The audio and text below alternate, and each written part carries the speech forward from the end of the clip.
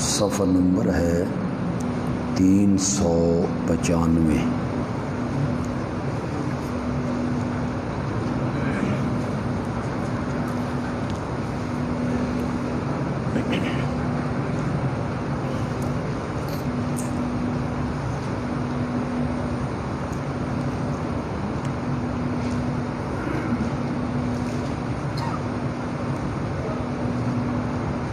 سورت کا نام ہے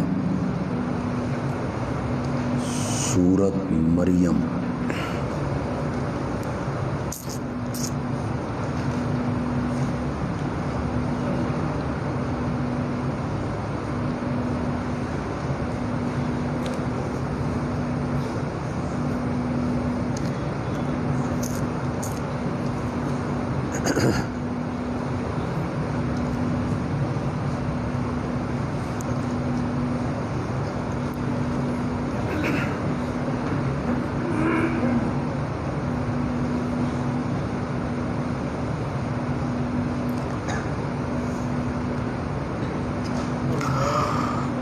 اعوذ باللہ من الشیطان الرجیم، بسم اللہ الرحمن الرحیم۔ کاف ہا یا عین صاد۔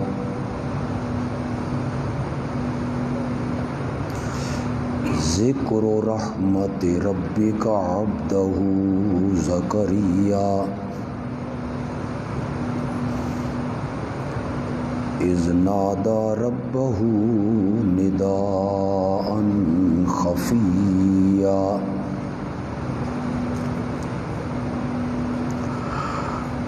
قال رب إني وهن العظم مني واشتعل الرأس شيبا ولم أكن بدعائك رب شقيا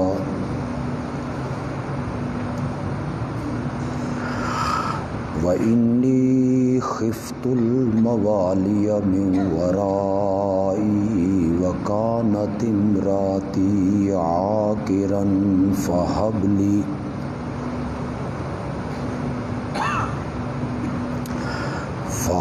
لِي مِنْ لَدُنْكَ وَلِيًّا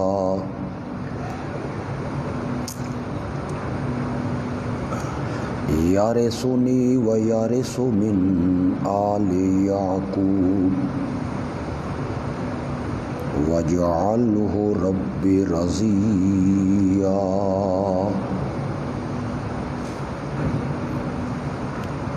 یا زکریا انا نبشرک بغلام اسمہ یحییٰ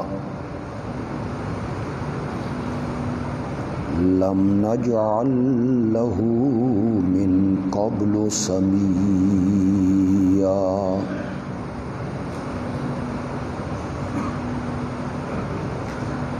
اللهم صل على سيدنا ومولانا محمد النبي الأمي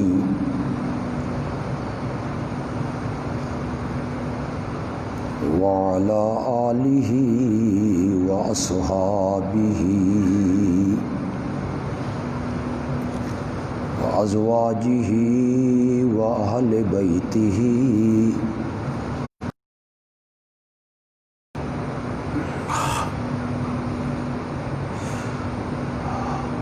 گزشتہ تقریباً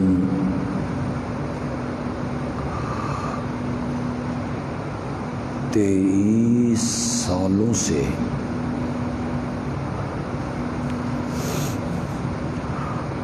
جامعہ مسجد حنفیہ بلاک 18 میں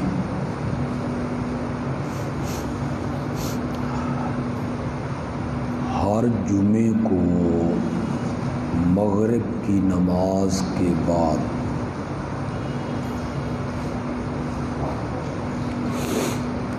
درس قرآن کا یہ سلسلہ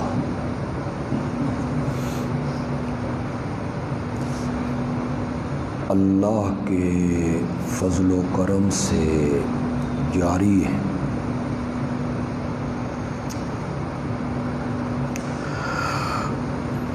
اٹھارہ سالوں میں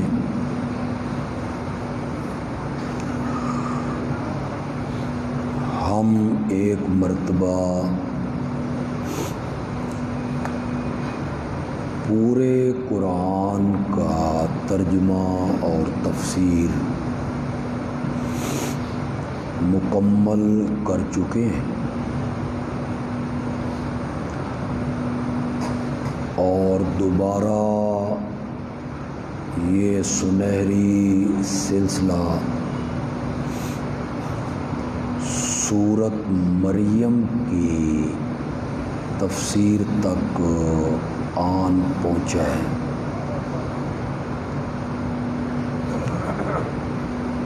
اللہ اپنی رحمت سے دوسری بار بھی اسے مکمل فرما دے۔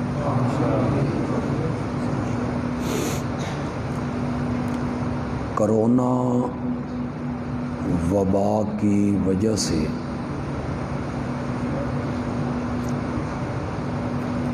مارچ سے یہ سلسلہ ختم ہو گیا، اور آج اللہ کے فضل سے یہ سلسلہ دوبارہ شروع ہو رہا ہے۔ اللہ اس تسلسل کو قائم و دائم رکھے۔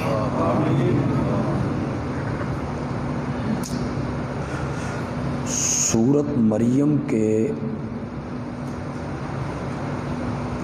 4 یا 5 درس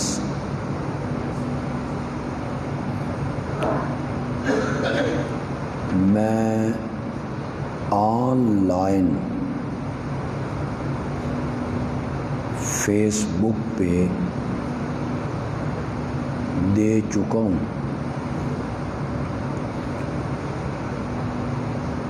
کئی حضرات نے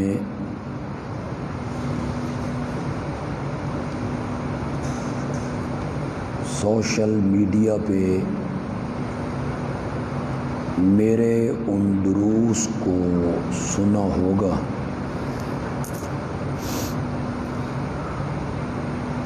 آج کے درس میں میں پوری سورت مریم کا خلاصہ آپ کے سامنے بیان کروں گا،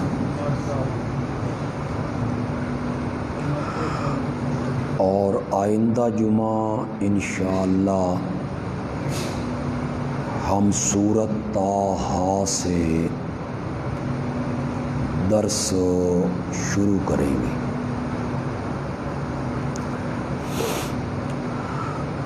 اگر آپ کے ذہن میں ہو تو جب میں نے سورت کہف کی تفسیر کی تھی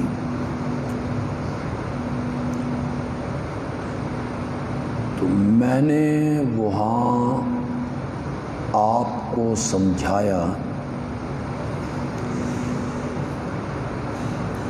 کہ سورت کہف میں اللہ نے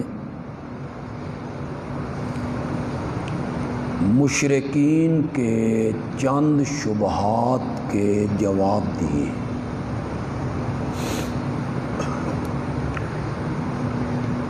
سورت کہف سے پہلے سورت بنی اسرائیل میں اور سورت النحل میں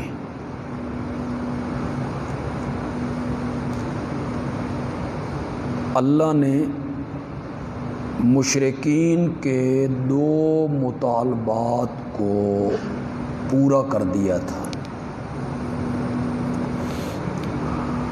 مشرکین کا پہلا مطالبہ تھا کہ اگر تم اللہ کے سچے نبی ہو اور ہم آپ کی تکذیب کر رہے ہیں تو جس عذاب سے آپ ہمیں ڈرایا کرتے تھے کہاں ہے وہ عذاب؟ لے آؤ وہ عذاب۔ اس مطالبے کو اللہ نے سورۃ نحل میں پورا کر دیا، اتا امر اللہ فلا تستعجلوا۔ 7 سالوں کے لیے اللہ نے مشرکین مکہ پہ قحط مسلط کیے، نوبت بئی جا رسید کہ یہ مردار کھانے پر مجبور ہو گئے، غلاظت کھانے پہ مجبور ہو۔ مشرکین کا دوسرا مطالبہ تھا معجزہ دکھا، اسے سورت بنی اسرائیل میں پورا کر دیا، سبحان الذی اسریٰ بعبدہ لیلا من المسجد الحرام الی المسجد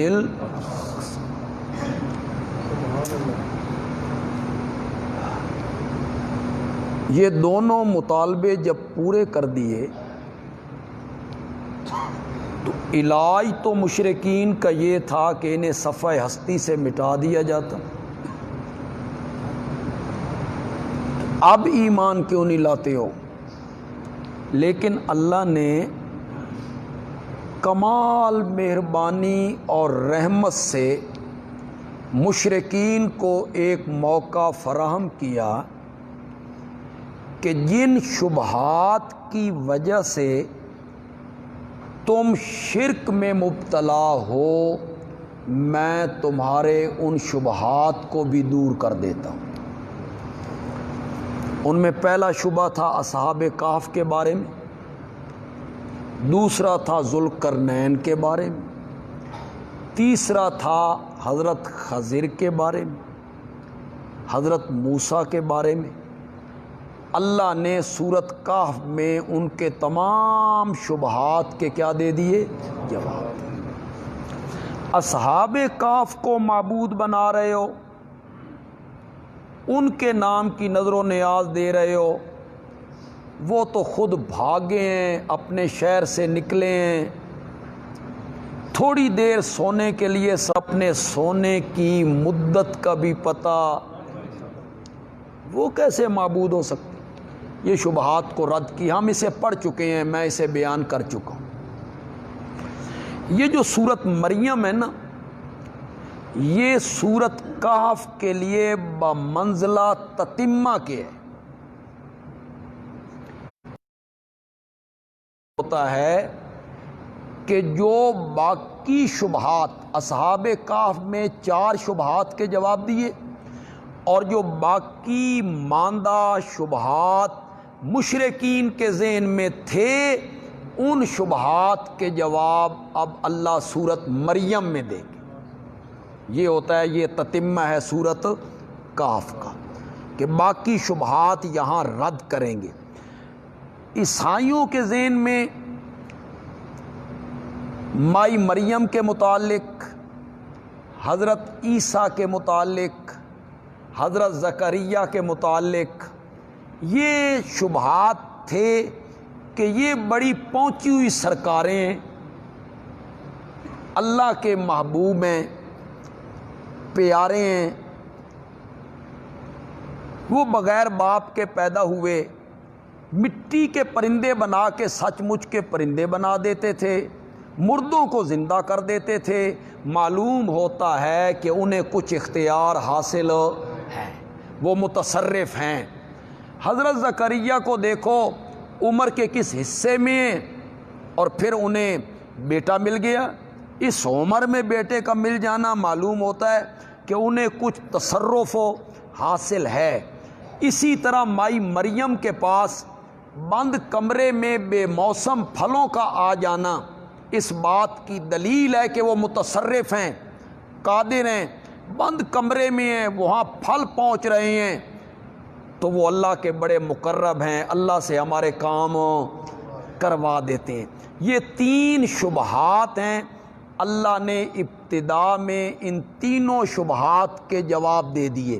سب سے پہلے حضرت زکریا کے متعلق جو شبہ تھا عیسائیوں کے ذہن میں کہ وہ قادر ہیں، عالم الغیب ہیں، متصرف ہیں، اس عمر میں ان کو بیٹے کا ملنا اور بیٹا لے لینا، معلوم ہوتا ہے انہیں کچھ طاقتیں قوتیں حاصل ہیں، اس کا سب سے پہلے اللہ نے جواب دیا کہ حضرت زکریا تو خود رو رو کے بیٹا مجھ سے مانگ رہے ہیں، انہیں کیا اختیار حاصل ہے، وہ تو میرے سامنے گڑ گڑا رہے ہیں، رب انی وہن العظم منی واشتعل الراس شیبا ولم اکن بدعائک رب شقیا، میری ہڈیاں کمزور ہو گئیں، میرے سر کے بال سفید ہو گئے۔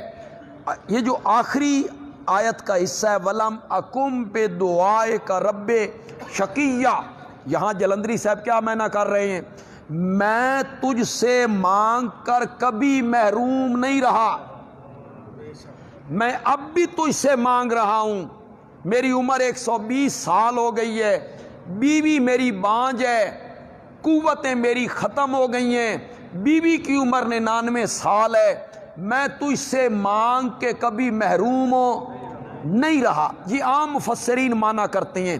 ہمارے شیخ مولانا حسین علی الوانی رحمۃ اللہ علیہ اس کا معنی کرتے ہیں، با کو سببیہ بنا کے، بے دعا کی جو با ہے اسے انہوں نے سببیہ بنایا، ولم اکم بے دعائے کا رب شقین، اور شقین کا انہوں نے بالکل لفظی معنی کیا بدبخت، شقی کا معنی کیا ہے بدبخت، اور معنی وہ یہ کرتے ہیں مولا میں تجھ سے مانگ کر بدبخت نہیں بنا، میں کیوں بدبخت بنوں جو تجھ سے مانگتا ہوں، بدبخت تو وہ ہے جو تجھے چھوڑ کے اوروں سے مانگتا ہے، وَلَمْ أَكُمْ بِدُعَائِكَ رَبِّ شَقِيًّا، تجھ سے مانگ کر میں تو بدبخت نہیں بنا۔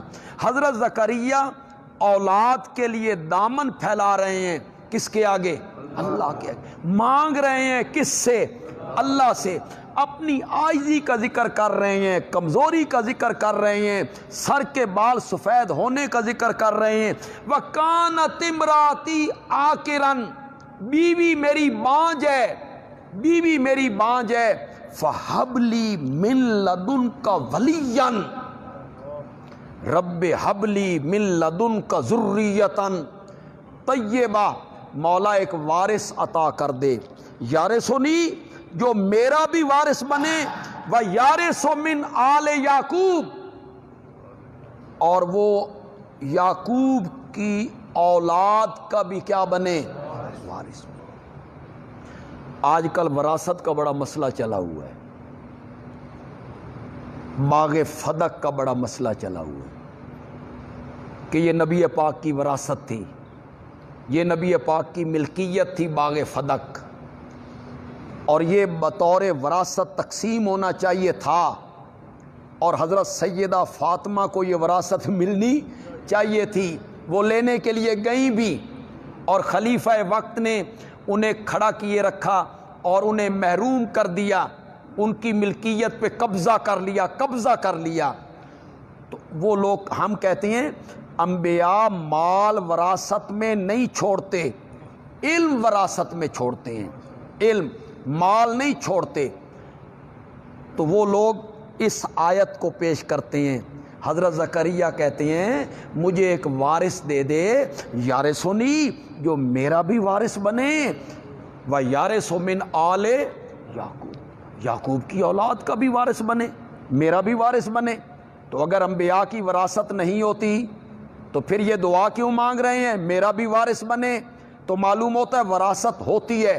میں نے کہا کہ چلو جو بیٹا مانگ رہے ہیں اس بیٹے نے حضرت زکریا کا تو وارث بننا تھا، یہ یعقوب کی اولاد کا اس نے کس طرح وارث بننا تھا؟ پوری یعقوب کی اولاد کا اس نے وارث بننا تھا۔ اگر مالی وراثت مراد ہے تو والد کی وراثت بھی اسے ملنی تھی، اور یعقوب کی پوری اولاد کی وراثت بھی حضرت زکریا کے بیٹے کو ملنی تھی۔ اور پاگلو، وَيَارِثُ مِنْ آلِ یعقوب ہی اس بات کو ثابت کر رہا ہے کہ یہاں سے وراثت مالی مراد نہیں ہے، بلکہ کون سی وراثت مراد ہے؟ علمی وراثت مراد ہے، کہ وہ حضرت یعقوب کی جو وراثت آ رہی ہے علم والی، ایسا بیٹا دے دے جو اس کا بھی وارث بنے۔ اور دوسری بات یہ ہے کہ حضرت زکریا کی بڑی کوٹھیاں تھیں، بڑے باغات تھے، بڑی زمینیں تھیں، بڑی تجارت تھی، سونے کے ڈھیر تھے۔ انہیں فکر پڑ گئی تھی بھئی میرا بیٹا کوئی نہیں، میرا مال کہاں جائے گا؟ دھرکھانوں والا وہ کام کرتے ہیں، بڑے ہی ہیں یہ جو دروازے بناتے ہیں، دھرکھانوں والا وہ کام کرتے ہیں، یہ وہ مزدوری کرتے ہیں، پیٹ پالتے ہیں۔ انہیں کیا پڑ گئی تھی کہ میرے پاس اتنی دولت ہے اور میرا وارث کوئی نہیں، اس کو تو عقل بھی تسلیم نہیں کرتی۔ تو حضرت زکریا نے بیٹا مانگا۔ چونکہ سفر میرا تھوڑا سا لمبا ہے، میں اس کی تفصیلات میں نہیں جانا چاہتا۔ اللہ نے فرمایا ہاں زکریا، ہم تجھے بیٹا بھی دیں گے، آسمانوں سے نام رکھ کے دیں گے، وہ بڑا ہو جائے گا تو اس کے سر پہ نبوت کا تاج بھی ہم پہنا دیں گے، ہم تجھے بیٹا دیں گے۔ یہ جب کہا نا جواب میں اللہ رب العزت نے، تو حضرت زکریا کہتے ہیں رب انا یکون لی غلام، یہ بالکل آخری سطر ہے جی، 8ویں آیت ہے، رب انا یکون لی غلام، میرے پالن ہار میرے لیے بیٹا کیسے ہوگا؟ انا کیسے ہوگا؟ وَكَانَتِ امْرَأَتِي عَاقِرًا، بیوی میری بانجھ ہے، میری بانجھ بیوی کے بطن سے بیٹا کیسے ہوگا؟ وَقَدْ بَلَغْتُ مِنَ الْكِبَرِ عِتِيًّا، اور میں خود بڑھاپے کی انتہا کو پہنچ گیا ہوں، 120 سال میری عمر ہے، سر کے بال سفید ہو گئے، ہڈیاں میری کمزور ہو گئیں، بیوی میری بانجھ ہے، مولا بیٹا کیسے ہوگا؟ قال کذالک، قال ربک هو علی ہین وقد خلقتک من قبل ولم تک شیئا، کہا اسی طرح ہوگا، کذالک اسی طرح ہوگا، تیرا رب کہتا ہے ہوا علی ہین، اس طرح بھی دینا میرے لیے آسان ہے، وقد خلقتو کا، میں نے تجھے بھی تو بنایا ہے، من قبلو اس سے پہلے، ولم تکو شیئن تو بھی تو کچھ نہیں تھا، تو دنیا میں نہیں تھا، عدم سے تجھے وجود میں لائے، نیس سے ہست کر دیا، نابوس سے بود کر دیا، عدم سے وجود بخش دیا، تے تین بنا لیا تے تیرا پتر نہیں بنا سکتے۔ قال کذالک، اسی طرح۔ یہ تمام مفسرین اس کاف کو تشبیہ کے لیے لیتے ہیں، کذالک کا جو کاف ہے تشبیہ کے لیے۔ تو جب کوئی چیز تشبیہ کے لیے ہو تو پھر بتانا پڑتا ہے کہ وہ کیسے، اسی طرح، کس طرح؟ تو وہ مفسرین معنی کرتے ہیں اسی طرح جس طرح تجھے بنائے، اسی طرح کا یہ مطلب ہے، اسی طرح ہم بنائیں گے جس طرح تجھے بنایا۔ ہمارے شیخ مولانا حسین علی رحمۃ اللہ علیہ کہتے ہیں نہیں، کذالک کا جو کاف ہے یہ کاف لبیان الکمال ہے، کاف لبیان الکمال، معنی کریں گے یوں ہی، کاف لبیان الکمال کا کیا معنی ہوگا؟ یوں ہی۔ اب یوں ہی میں تو بہت ساری بات آ گئی، لیکن اس کو میں تھوڑا سا کھول دیتا ہوں۔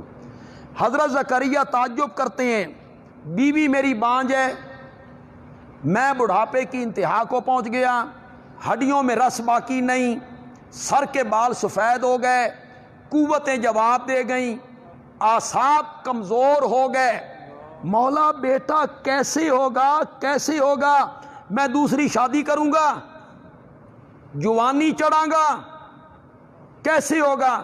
اللہ نے جواب میں کہا کذالک، تیری عمر 120 سال ہو، بیوی تیری بانج ہو، اس کی عمر 99 سال ہو، سر کے بال سفید ہو، ہڈیوں میں رس موجود نہ ہو، پھر میں تجھے بیٹا دوں، یہی تو میرا کمال ہے۔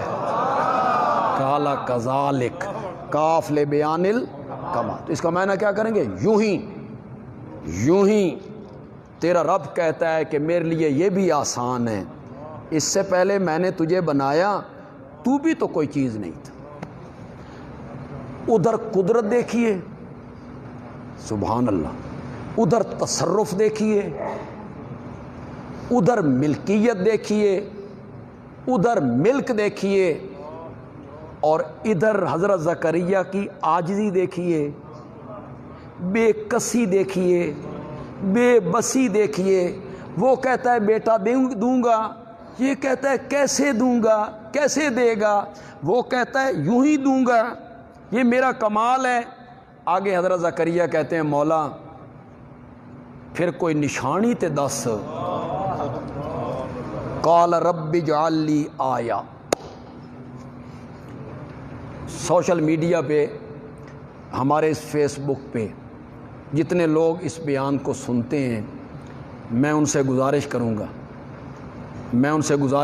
گا وہ چاہے جس مسلک سے تعلق رکھتے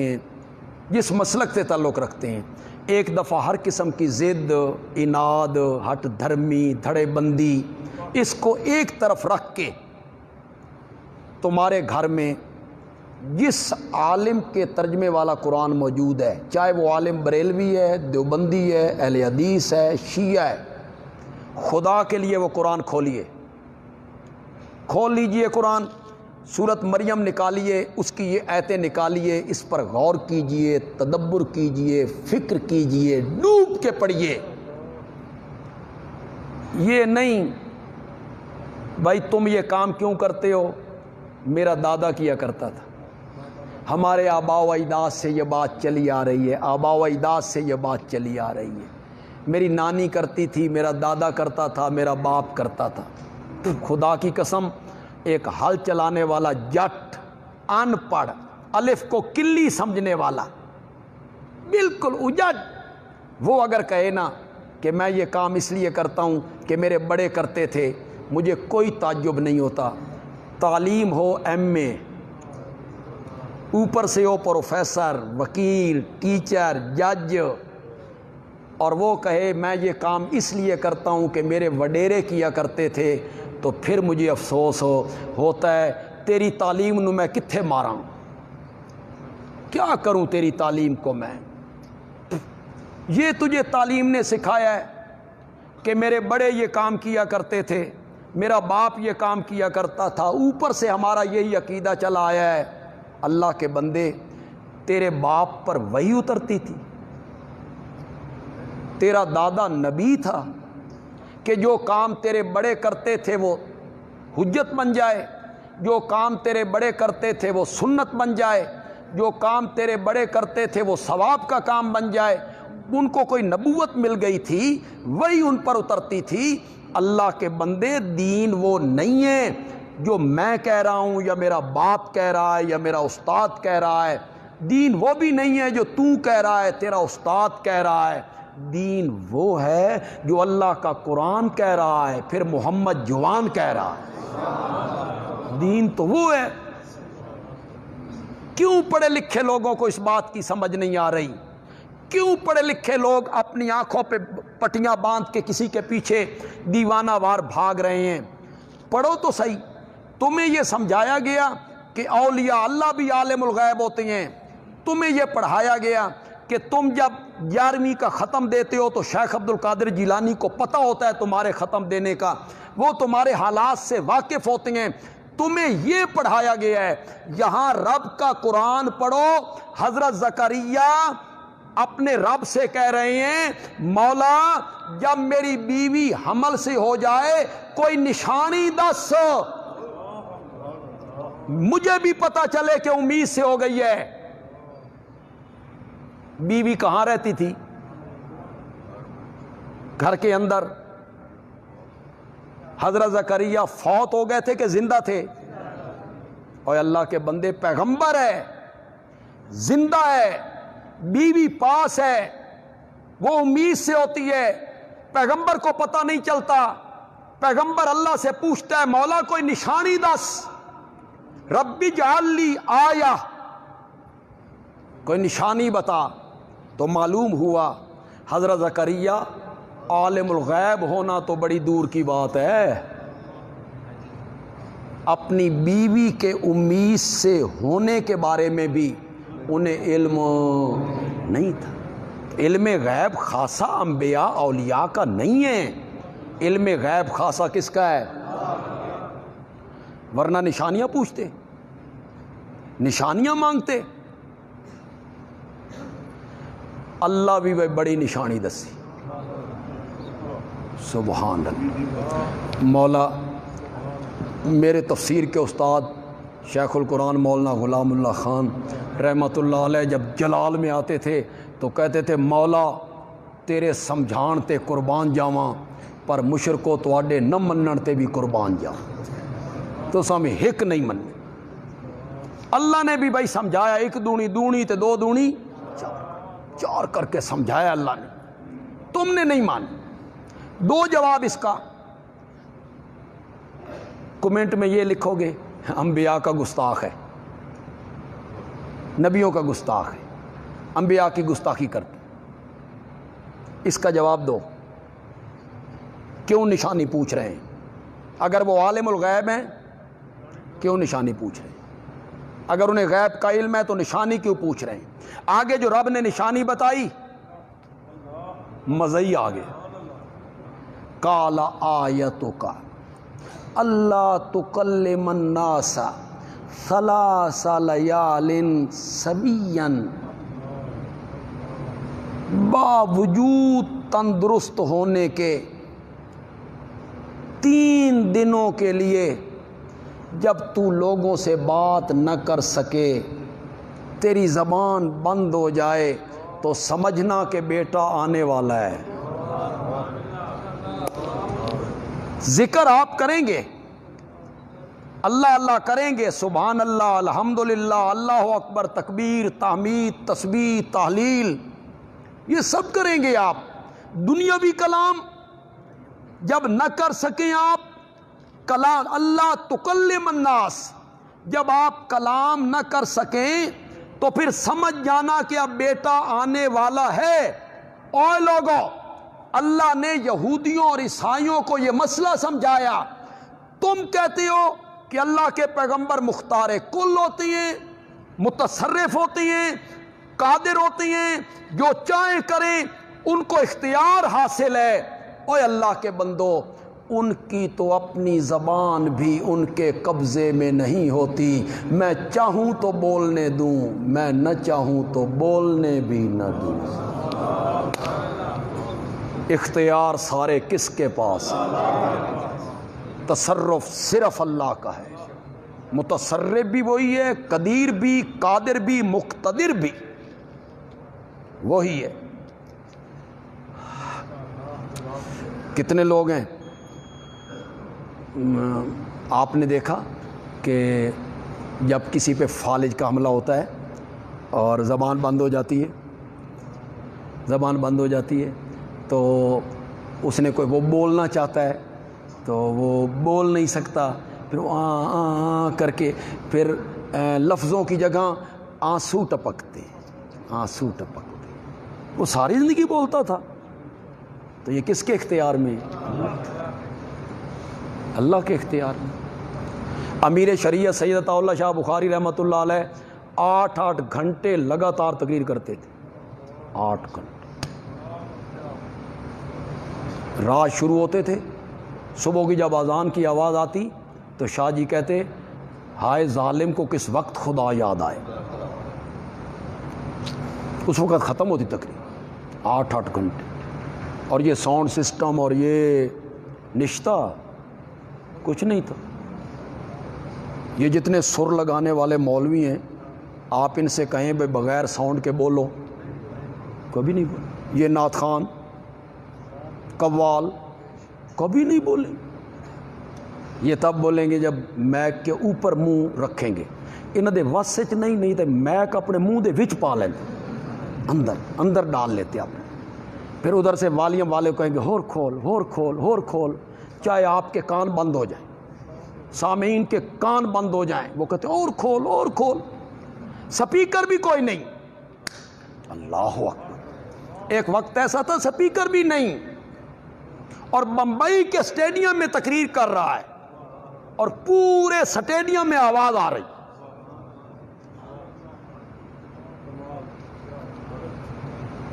آخری عمر میں فالج کا حملہ ہوا اور زبان لڑکھڑا گئی، پھر صحیح لفظ بھی ادا نہیں ہو رہے، تو یہ کس کے اختیار میں؟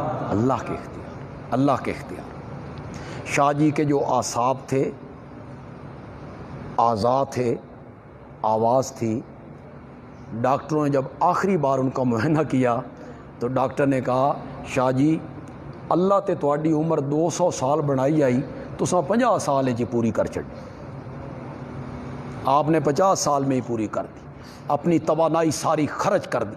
8 گھنٹے بولنا آسان، تو یہ سارے اختیار اور قدرتیں اور تصرف کس کے ہاتھ میں؟ اللہ کے ہاتھ۔ یہ پہلے شبے کا جواب دی، تم انہیں مختار کل مانتے ہو، تم انہیں عالم الغیب مانتے ہو، تم انہیں قادر مانتے ہو، وہ تو میرے سامنے گڑ گڑا رہے ہیں، عاجزیاں کر رہے ہیں، رو رہے ہیں، میں انہیں خوشخبری دیتا ہوں تو وہ کہتے ہیں انا بیٹا کیسے ہوگا، پھر جب میں اسے یقین دلاتا ہوں تو وہ نشانیاں پوچھتا ہے۔ نہ وہ عالم الغیب ہیں، نہ وہ قادر ہیں اور متصرف ہیں، اس لیے وہ الہ بننے کے لائق نہیں۔ دوسرا شبہ ہے حضرت مریم کے متعلق کہ انہیں بے موسم پھل ملے، جبریل ان کے پاس آیا تو یہ بڑی قدرت والی ہے، متصرف ہے اور بڑے اختیار ہیں اور اللہ سے کام کروا لیتی ہیں، یہ اللہ تعالیٰ نے اس کا ذکر کیا۔ وَاذْكُرْ فِي الْكِتَابِ، آیت نمبر 16، اِذِ انتبذت من اہلہا مکانا شرقیہ، غسل کرنے کے لیے مشرقی جانب میں الگ ہوئی، جبریل آ گئے، فارسلنا الیہا روحنا، میں ذرا جلدی میں ترجمہ کر رہا ہوں، چھوڑ رہا ہوں کچھ چیزیں، ہم نے اپنا فرشتہ بھیجا، فتمثل لہا بشرا سویا، اس فرشتے نے اس کے سامنے بشر کی صورت بنائی، فتمثل لہا بشرا، تھا وہ نوری، تفصیل کروں یہ سمجھ گئے ہو، تھا وہ نوری، اس کی ذات اور حقیقت نور تھی، وہ جب انسانی شکل میں آیا، وہ جب بشری لباس میں آیا تو رب نے کہا فتمثل لہا بشرا سویا، اور جس کی اصلیت بشر تھی اس کا ذکر کیا تو کہا انما انا بشر مثلکم، وہاں یہ لفظ نہیں استعمال کیا، نوری بشری لباس میں آیا تو کیا لفظ استعمال؟ تمثلا، صورت بنائی، انسان کی صورت بنا کے آیا، نوجوان کی شکل میں۔ مریم نے پناہ مانگی کہ میں الگ تھی، تو جوان آدمی یہاں کیسے آ گیا؟ جبریل نے کہا انما انا رسول ربک، جسے تو انسان سمجھے بیٹھی ہے، نوجوان سمجھے بیٹھی ہے، میں انسان نہیں ہوں، تیرے رب کا ایلچی ہوں، رسول کا معنی قاصد،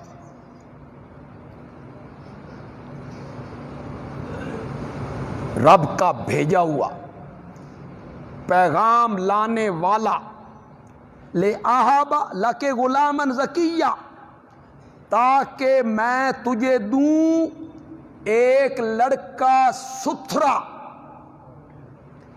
پاکیزہ لڑکا تجھے میں عطا کروں، میں تیرے رب کا ایلچی ہوں۔ اللہ نے پہلا مسئلہ سمجھایا، تم کہتے ہو مریم عالم الغیب ہیں، وہ تو اپنے سامنے کھڑے ہوئے جبریل کو بھی پہچانو، اسے یہ بھی پتہ نہیں تھا کہ یہ نوجوان جبریل ہے، ورنہ اس سے پناہ وہ کیسے مانگتی؟ جبریل نے کہا میں تیرے رب کا ایلچی ہوں تاکہ میں تجھے ایک پاکیزہ لڑکا بخشوں۔ یہاں جو ہمارے دوست ہیں اور اس بات کے قائل ہیں کہ نبی ولی پیر فقیر اولاد دیتے ہیں، اولاد بخشتے ہیں، یہ آیت ان کی دلیل ہے۔ وہ کہتے ہیں جبریل نے کہا تھا میں تجھے بیٹا دوں گا، میں تجھے بیٹا، ترجمہ واقعی یہی ہے، میں تجھے بیٹا دوں گا۔ تو یہ لے کے ساتھ آیت پڑھ کے کان پہ ہاتھ رکھ کے پھر اس کا ترجمہ کر کے لے آہابا لکے غلامن زکیہ، میں تیرے رب کا ایلچی ہوں، آیا ہوں اس لیے کہ میں تجھے بیٹا دوں، میں تجھے بیٹا دوں۔ پھر لوگوں سے پوچھتے ہیں جبریل دتا کہ نہیں دتا؟ یہ قرآن ہے، قرآن ہے، جبریل کہتا ہے میں دوں گا، میں۔ آگے پڑھی پڑھائی قوم ہے، ان بیچاروں کو پتہ ہی کوئی نہیں مفہوم کیا ہے۔ وہ کہتے ہیں ہاں جی قرآن ہے، جبریل کہتا ہے میں دوں گا، میں دوں گا۔ تو مولوی صاحب خطیب صاحب پھر کہتے ہیں اس کا مطلب یہ ہے جبریل دے سکتا ہے، تو جبریل دے سکتا ہے تو نبی نہیں دے سکتے؟ کیوں نہیں جی؟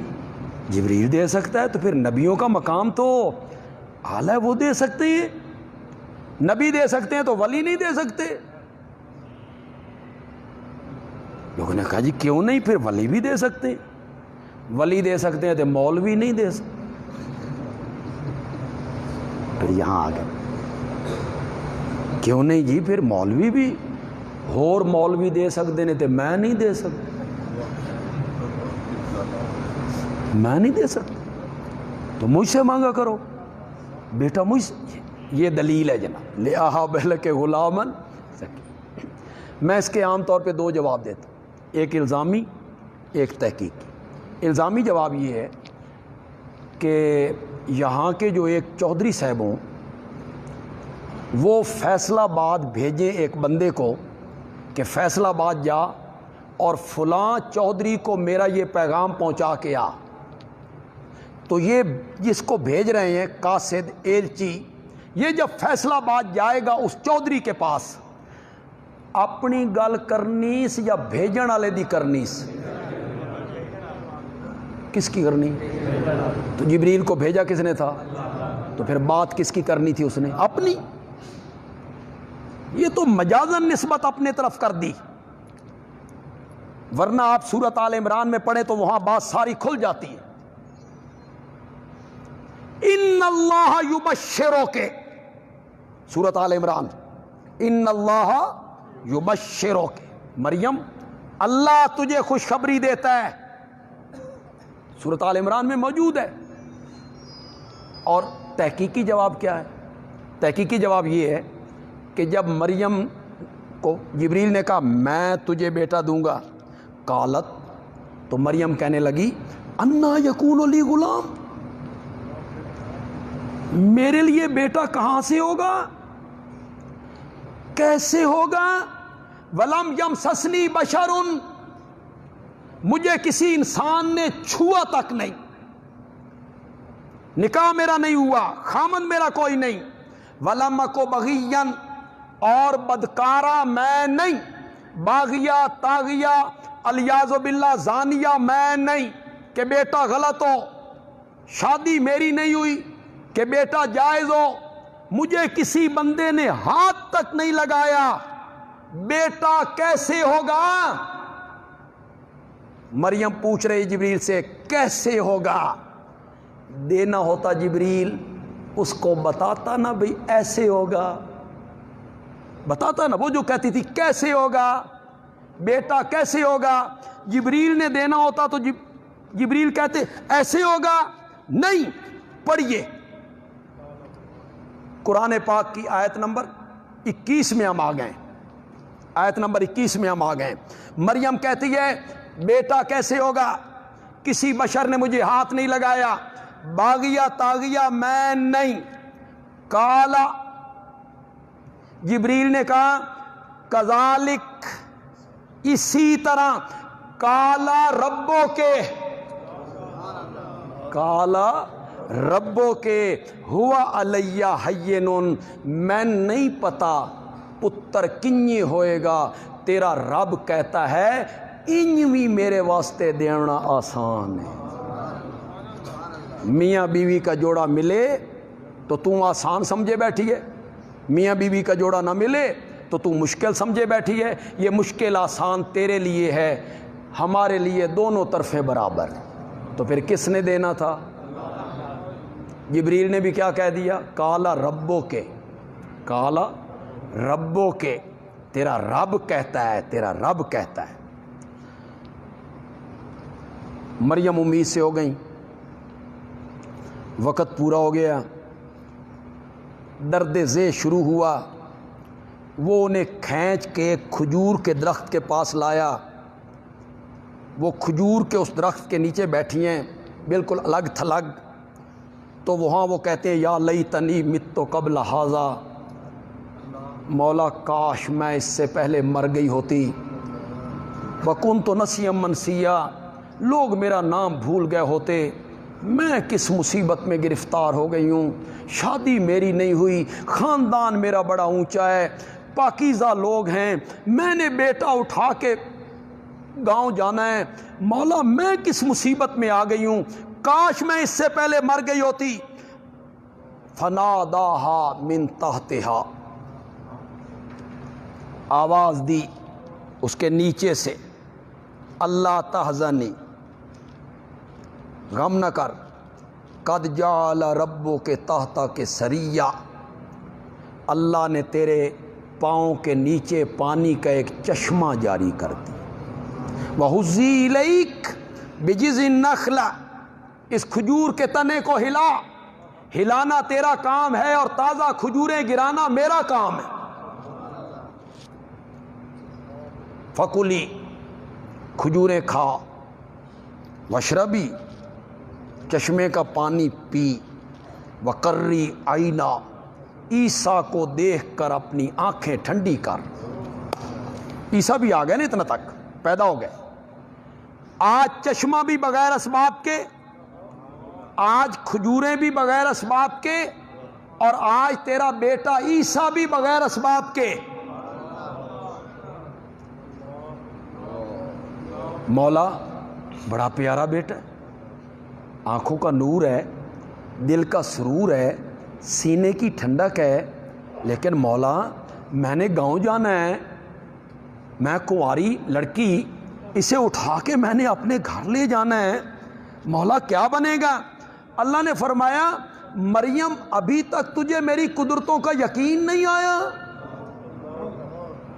جو رب خشک درخت سے تر و تازہ کھجوریں گرا سکتا ہے، اور جو رب تیرے قدموں کے نیچے سے پانی کے چشمے جاری کر سکتا ہے، اور جو رب بغیر خامد کے تجھے بیٹا دے سکتا ہے، وہ تیری لاج رکھنے پر بھی قادر ہے۔ تیری لاج ہم نے رکھنی ہے، تیری لاج کہ کیسے؟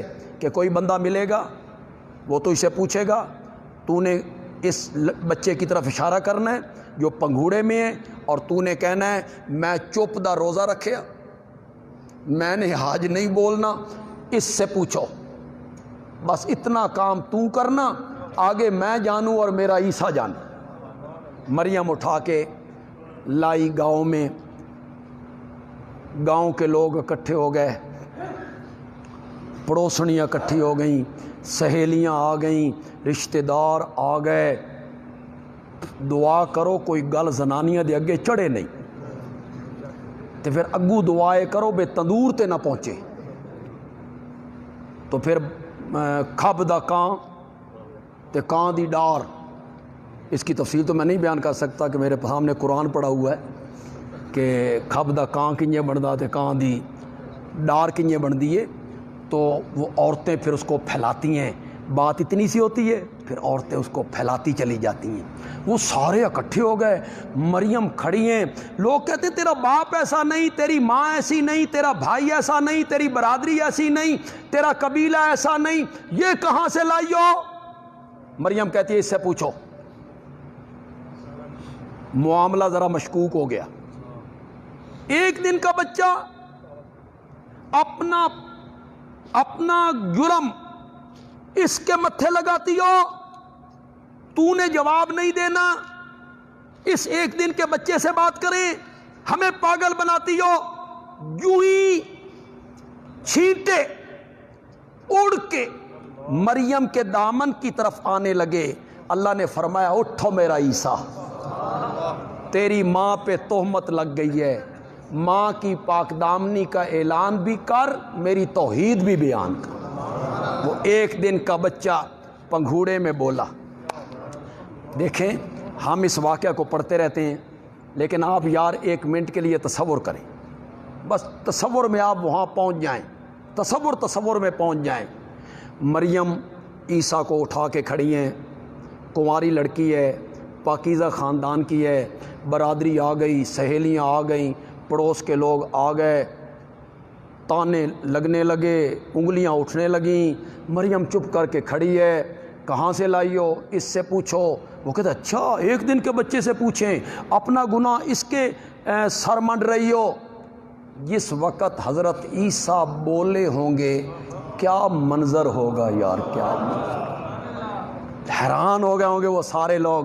جب ایک دن کا بچہ پنگھوڑے میں بولا، اس نے پہلا جملہ کہا قال انی عبد اللہ، قال انی عبد اللہ۔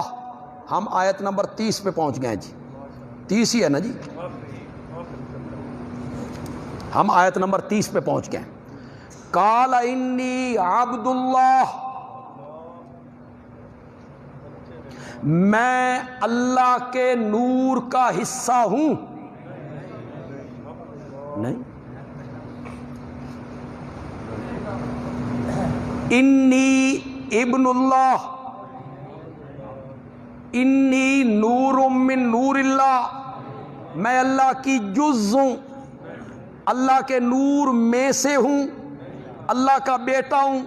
فرمایا نہ میں اللہ، نہ میں ابن اللہ، نہ میں نور من نور اللہ، انی عبد اللہ، انی عبد اللہ آتانی الکتاب وجعلنی نبیا۔ ماضی کا صیغہ ہے، تحقق کے لیے استعمال ہوتا ہے، معنی مضارع کا کرتے ہیں۔ جس چیز کا وقوع ضروری ہو اس کو ماضی کے صیغے سے تعبیر کر دیتے، جیسے ہم نے پڑھا عطا امر اللہ، اللہ کا عذاب آ گیا، حالانکہ آیا نہیں تھا، چونکہ اس کا آنا یقینی تھا، ماضی کے صیغے سے تعبیر کر دی۔ تو اس کو کہتے ہیں تحقق کے لیے ماضی کا صیغہ استعمال کر لیا، معنی مضارع کا کرے۔ اللہ مجھے کتاب دے گا، اللہ مجھے نبی بنائے گا۔ اس کی دلیل کیا ہے؟ اس کی دلیل یہ ہے کہ آگے حضرت عیسیٰ کہتے ہیں وَأَوْصَانِي بِالصَّلَاةِ وَالزَّكَاةِ، اس نے مجھے حکم دے دیا ہے نماز پڑھنے کا، پنگھوڑے میں نماز پڑھنی ہے، اس نے مجھے حکم دے دیا ہے زکوٰۃ دینے کا، ایک دن کے بچے نے زکوٰۃ دینی ہے، تو وہاں اوصا کا کیا معنی کرو گے؟ اللہ مجھے حکم دے گا نماز پڑھنے کا، اللہ مجھے حکم دے گا زکوٰۃ دینے کا، تو یہ ماضی کا صیغہ ہے تحقق کے لیے۔ دیکھیں بہت کم علماء اس طرف توجہ کرتے ہیں، میں نے کبھی کسی عالم سے یہ نہیں سنا، لیکن میں اس کو بیان کر رہا ہوں۔ طلبہ بھی اس کو ذرا غور سے سنیں۔ حضرت عیسیٰ کو اللہ نے بلوایا، ایک مقصد یہ تھا کہ تیری پیدائش سے لوگوں کے عقیدے نہ بگڑیں کہ باپ کوئی نہیں، تو پھر یہ ابن اللہ ہے، اللہ کا بیٹا ہے، عقیدے، اور پھر واقعی عیسائیوں کے عقیدے بگڑے۔ جو نجران کا وفد میرے نبی سے مناظرہ کرنے آیا تھا، اسی مسئلے پہ مناظرہ تھا، اللہ لا الہ الا ہو، وہ کہتے تھے عیسیٰ الہ ہیں، اور میرے نبی کہتے تھے لا الہ الا۔ تمہارے پاس کیا دلیل ہے کہ حضرت عیسیٰ الہ ہیں؟ ان کے علماء نے کہا وہ ابن اللہ ہیں، یہ دلیل ہے الہ ہونے کی، وہ ابن اللہ ہیں۔ آپ نے فرمایا وہ ابن اللہ نہیں ہے۔ عیسائیوں کے مناظر نے کہا اگر وہ ابن اللہ نہیں ہے تو ان کے باپ کا نام بتاؤ۔ یہ بڑا سخت سوال تھا، یہ تو ہم بھی قائل ہیں کہ ان کا باپ ہو کوئی نہیں۔ وہ کہنے لگے اگر وہ اللہ کے بیٹے نہیں تو ان کے باپ کا نام بتاؤ۔ پھر اللہ نے سورۃ آل عمران کی ابتدائی 80 آیتیں انہی کے جواب میں اتاری۔ اللہ نے فرمایا اگر عیسیٰ اس لیے الہ ہے کہ اس کا باپ کوئی نہیں تے آدم دی تے ماں بھی کوئی نہیں، پھر ان کو کیوں نہیں الہ مانتے ہو؟ یہ بھی کوئی دلیل ہوئی؟ تو دو مسئلے تھے، ماں پر تہمت لگ گئی، ایک عقیدے کے بگڑنے کا خطرہ تھا کہ لوگوں کے عقیدے نہ بگڑیں، دو باتیں تھیں۔ حضرت عیسیٰ نے ماں کی پاک دامنی کو بیان کرنے سے پہلے عقیدے کی اصلاح کی تھی۔ معلوم ہوتا ہے عقیدے کی اصلاح اتنی ضروری ہے کہ ماں کی پاک دامنی کا اعلان بعد میں کیا، عقیدے کی اصلاح انی عبداللہ۔ آپ کہیں گے ماں کی پاک دامنی یہاں کہاں ہے، کس جگہ ہے؟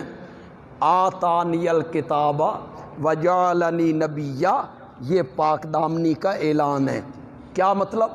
اللہ نے مجھے نبی بنانا ہے، اللہ نے میرے سر پہ نبوت کا تاج رکھنا ہے، اللہ نے مجھے کتاب دینی ہے۔ اس میں ماں کی پاک دامنی کیسے آ گئی؟ حضرت عیسیٰ کہنا چاہتے ہیں میری ماں پہ تہمت نہ لگاؤ، میری پیدائش کو غلط نہ سمجھو، اللہ نے مجھے نبی بنانا ہے، اور نبی کا حسب بھی اعلیٰ ہوتا ہے، نبی کا نسب بھی اعلیٰ ہوتا ہے۔ اگر میرا نسب غلط ہو تو اللہ مجھے نبی بنائے گا؟ تو میرا حسب بھی اعلیٰ ہے، میرا نسب بھی اعلیٰ ہے۔ پھر آخر میں آ کے کہتے ہیں ان اللہ ربی و ربکم فاعبدوہ ھذا صراط مستقیم۔ ماں کی گود میں بھی حضرت عیسیٰ نے اللہ کی توحید بیان کی، اللہ کی وحدانیت کا ذکر کیا۔ وہ اللہ جو میرا بھی رب ہے اور وہ اللہ جو تمہارا بھی رب ہے، تمہارا پالنہار میرا پالنہار، تمہاری نشو و نما کرنے والا میری نشو و نما کرنے والا، تمہیں پروان چڑھانے والا مجھے پروان چڑھانے والا، میری ضروریات زندگی کو پورا کرنے والا اور تمہاری ضروریات زندگی کو پورا کرنے والا، وہ جو اللہ ہے نا، اس اللہ ہی کی عبادت کرو۔ ھذا صراط، یہ ہے سیدھا راستہ۔ کون سا؟ جس میں عبادت کس کی ہوگی؟ اللہ کی ہوگی، صرف اللہ کی ہوگی، یہی سیدھا راستہ ہے۔ اسے سورۃ فاتحہ میں بیان کیا، ایاک نعبد و ایاک نستعین اہدنا الصراط المستقیم۔ الصراط کا الف لام عاد خارجی کا ہے، ایاک نعبد و ایاک نستعین، ہم تیری ہی عبادت کرتے ہیں، ہم تجھ ہی سے مدد مانگتے ہیں۔ اہدنا الصراط المستقیم، مولا یہ تیری ہی عبادت کرنا، تجھ ہی سے مدد مانگنا، اسی رستے پر مرتے ٹائم تک پکا رکھ۔ الحمدللہ رب العالمین، والصلاة والسلام علی سید الانبیاء والمرسلین وعلی آلہ واصحابہ اجمعین آمین۔ 8 بجے نماز ہے، بس اذان ہوگی اور اس کے بعد نماز پڑھیں گے۔